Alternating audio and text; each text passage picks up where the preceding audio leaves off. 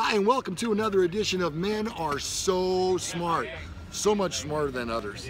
Yeah, well, yeah. Especially small children. Way smarter than small children. Most small children. Okay, there's Many, the disclaimer. some, well, a couple. We're talking pizza today, but just pizza. Not your regular pizza. A Massachusetts-based medical marijuana dispensary that specializes in flavorful edibles will now serve weed-infused pizzas. You said what? Hold on a second. You know what? See if we can get one delivered here. Okay, we'll wait. Oh, it's in Massachusetts. They will deliver though. Okay. All right. Tell them we're near the yellow Camaro. Ermont Incorporated, a medical marijuana dispensary located in Massachusetts, sells cannabis-infused personal pizzas in the style of the small thin crust pies that are popular throughout the local bar scene. At $38, the 6-inch cheese pizza carries... How much is that per gram? Yeah. Oh, it has too much? 125 milligrams of THC in its tomato sauce, a medium-sized dosage of marijuana, according to the dispensary's operations manager. He described the pie, baked to serve one person, as herby, or is it herby? I guess it's herby. Tomato. Yeah. With gooey, crispy cheese that spreads to the edge of the crust. Wow.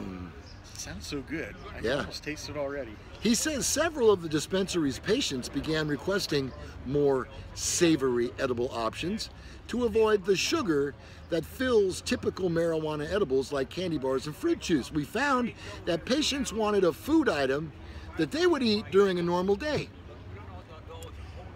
Although the pizza seems like a great option for marijuana enthusiasts looking to quell munchies while getting baked, dispensary patrons must have state-issued medical marijuana ID cards. The personal-sized pizzas are frozen so patients can take them home to heat them up and eat. They see between 200 and 400 patients per day and have sold about 200 pizzas so far. And seriously, I've just had like 8 or 10. Not that many. His colleagues, all who have been at one point or another in the restaurant industry, have dabbled in other variants on edibles, including marijuana-infused quiche. Real men would eat it. I mean, hot chocolate. That I'd eat. Peach cobbler. And vegan mayonnaise. Sorry. Yeah, not so much. On a side note, the seal of Cheetos in this town has gone through the roof. Yeah, it's crazy there. The pizza has become a popular choice, providing a long-lasting effect that allows patients to manage a litany of ailments, from chronic pain to opioid addiction to side effects from chemotherapy. You know, Ron, I don't know if this is the episode that we set out to do, but there appears, from research that I've seen, and it can be influenced either way by money, that there are definitely medicinal purposes for marijuana. You know what? It does have absolute legitimate purposes, and I mean, they show now that people with like epilepsy, it can stop their, so they can get completely off of their epilepsy medicine. It'll stop the seizures that they have. I mean, I'm not a huge fan of any drug, but this is about as, and in truth be told, it's probably less harmful than alcohol in many cases.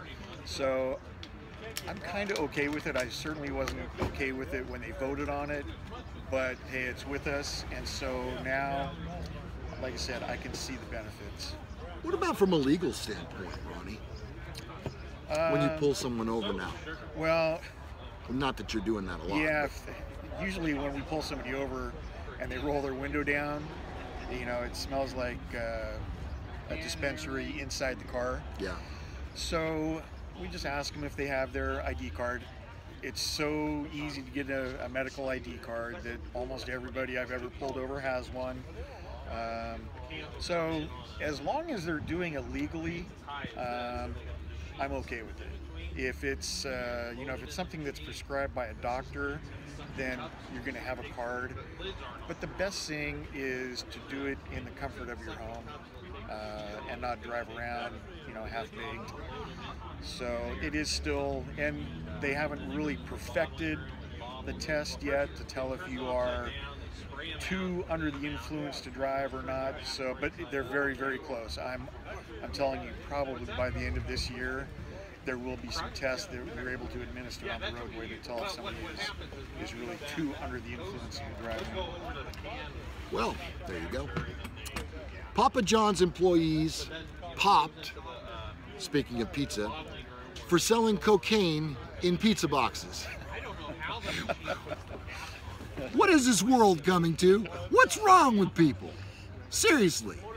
Investigators in Kings County, Washington, arrested 2 Papa John's employees on charges of selling cocaine and other drugs just outside the restaurant in Sammamish. Man, I'm hungry.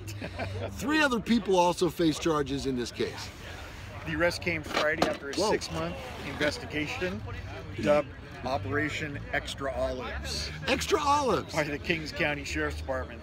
The investigation started after the department received reports of employees allegedly selling drugs in the parking lot, according to the local TV station. Undercover detectives said that they were able to buy drugs from 2 different employees. They sent undercover detectives in there, and sure enough, detectives were able to establish a relationship with a couple of these drug dealers. Once the connection was made, the detectives would order pizza at the Papa John's and then specify extra olives. The best part is, though, where they went there one time and tried to buy some, and they didn't have any. Oh. So they took him to another guy, and he didn't have any. And so they took him to a third guy, and finally they were able to get some cocaine. Thank God. I mean, God bless America. So they say when they went to purchase the drugs, it was too easy. 4 people were arrested. They found $28,000 in cash, quantities of cocaine, ecstasy, marijuana, oxycodone, LSD. Well, you know what? Let's start a list that they didn't find. Yeah. That might be short. It's a little shorter. Yeah, Papa John's has 0 tolerance for this type of offensive illegal behavior, and therefore they fired the employees. The franchise confirmed the employees involved in the situation were no longer employed, and Papa John's apologizes for the incident. Franchise is working in full cooperation with local law enforcement to resolve the matter. Furthermore, food safety and sanitation is one of the most important, of the most importance to Papa John's. The franchise took immediate action steps with the health department overnight, and the location was cleared to reopen. Wow, think about that. How much money they lose in pizza sales, being closed for a couple hours. Yeah. Holy cow. So, I gotta think, how old are these people that are doing this? Of what generation are they? Well, that they might think that this would be okay. And then I also have to wonder, what the hell is the owner of the franchise doing while this is going on? he's probably back there working. He's probably back there cutting the coke up and, measuring out, weighing it. Somebody's got to do that. You can't leave that to one of the... Work. Yeah. Work. That's not crony work right there. That's important guy work. All right. Hope you enjoyed this edition of Pizza Talk. There's a lot of dough in pizza, as long as there's cocaine or marijuana involved, evidently. And it is on the secret menu at Papa John's, by the way. Yeah. What about In-N-Out? Yes. Yeah, just like In-N-Out secret menu, Papa John's has a secret menu. I'll take the double quarter. Okay. You can reach us in a number of different ways. There's a description right here below the video where you can look and you'll find our email addresses, the link to our Facebook page. You'll find where you can get us at our blogs, and we appreciate your watching. I'm Lou Gallagher. Corvette Ronnie. And this has been another episode of Men Are So Smart. Thank you for watching. Adios.